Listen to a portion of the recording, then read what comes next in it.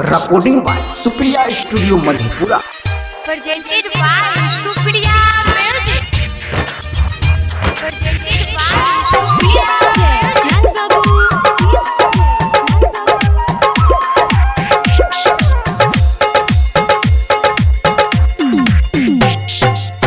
कियो रे कांवर सजावई कियो रे बोलब मके नारा लगावई के सखिया के हमर पिया बनलई बई माला राखी के करा सन में जल चढ़ई गई के सखिया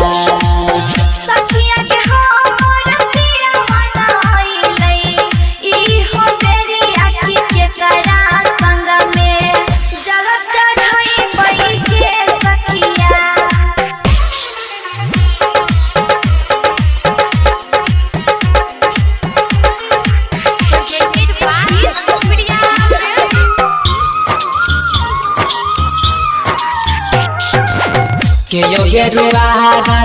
सोहरिया के यो भगती मेरा गाई लगे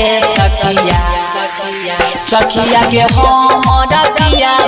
बनलई बई माना राखी के करा सन में देव घर जई बही गे सखिया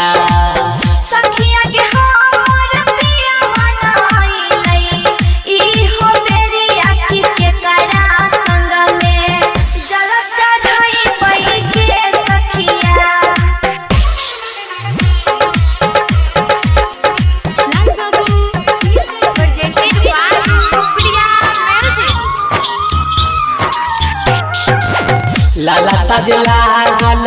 रहे हमारो दिल में देव घर जई गई गे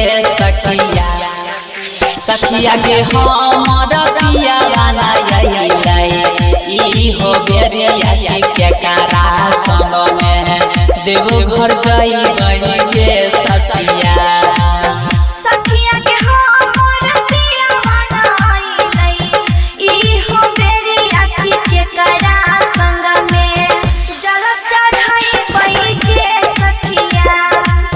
सखिया के गौसन पिया बनाई ई हो बेरिया के करा संग में जल चढ़ई वही के सखिया कियो रे कांवर सजावई कियो रे बोलब मके नारा लगावई सखिया के हमर पिया बनलई बई माला राखी के करा सन में जल चढ़ई गई के सखिया